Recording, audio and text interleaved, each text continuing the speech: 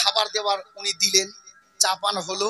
হুজুর পীর কিবলা বললেন সর্দার সাহেবকে যে বেটা যাও, আব সো যাও, ঘুমিয়ে যাও।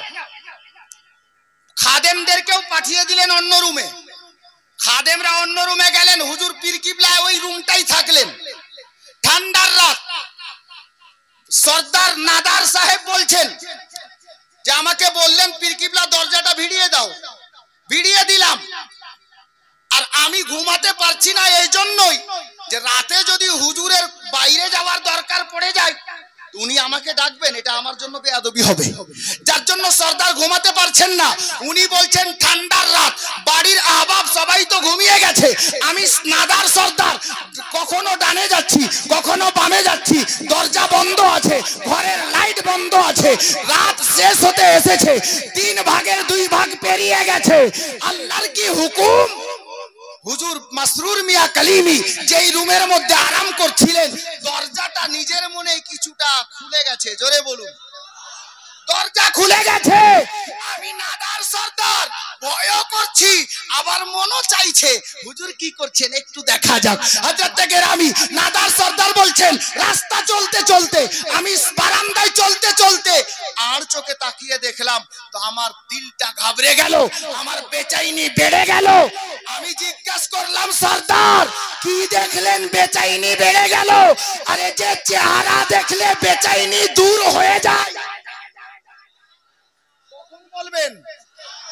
যে চেহারা দেখলে বেকরারি দূর হয়ে যায়।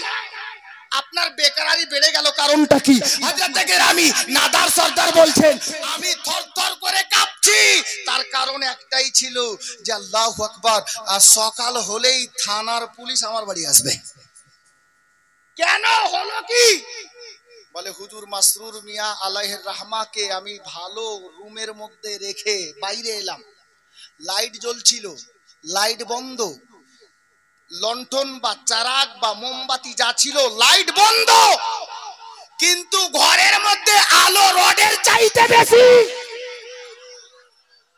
মহব্বতে বলুন, ক্যাচ করুন, রডের চাইতে আলো বেশি। আমি ঘাবড়াইনি তখনও, যখন লক্ষ্য করে দেখলাম হুজুর মাসরুর মিয়া মুসাল্লাই, তো মাসরুর মিয়া আলাইহির রাহমাত ওয়া রিদওয়ানকে পূর্ণ মাসরুর রূপে দেখতে পাচ্ছি না, পূর্ণ মাসরুর মিয়ার রূপ পাচ্ছি না। প্রশ্ন করেন সর্দার দেখলেন কি? তো বলছে মাসরুর মিয়ার দেহ একদিকে, মাথা একদিকে।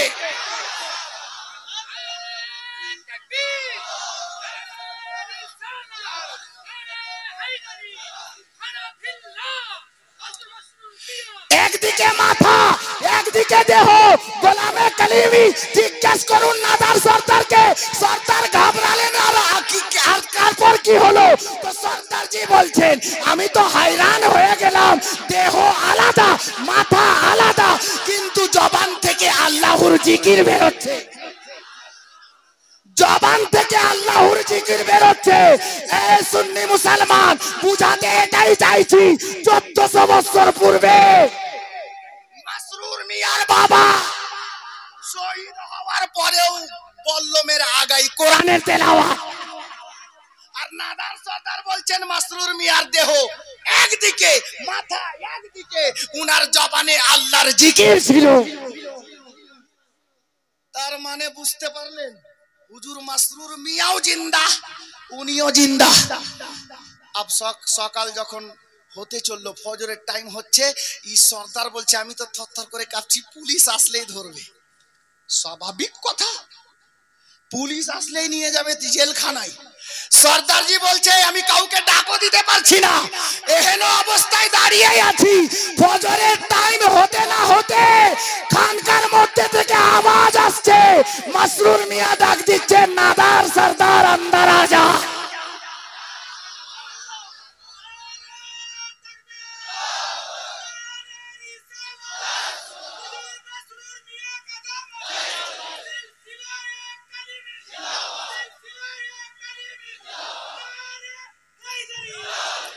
মাসরুর মিয়া আলাইহির রাহমা দুনিয়াতে থাকতেই উনি দেখিয়ে দিয়েছেন যে উনি দুনিয়া ছাড়ার পরেও কেমন জিন্দা থাকবেন।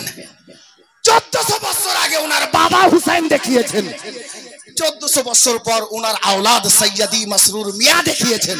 হাজরাতে গ্রামী, আচ্ছা বলুন তো, ওই সর্দার সাহেবের বাড়ি থেকে আলাদা করে আপনাদের গ্রামের লোক হুজুরের বসার জন্য, মাসরুর মিয়ার আওলাদের বসার জন্য নতুন করে একটা খানকার উদ্বোধন ওনারা করতে চলেছেন। যে খানকা আছে এটা শহীদ হবে, নতুন করে একটা খানকা হবে। খানকাটা করা দরকার আছে কিনা? ঠিক আছে কিনা? তো আজকে 10ই মুহররম গত হচ্ছে, খানকাটা তৈরি করার জন্য একজন বলেন তো 10,000 টাকা কে পারবেন? তাড়াতাড়ি, দেরি করিয়েন না, সময় অনেকটা চলে গেছে। একটা লোক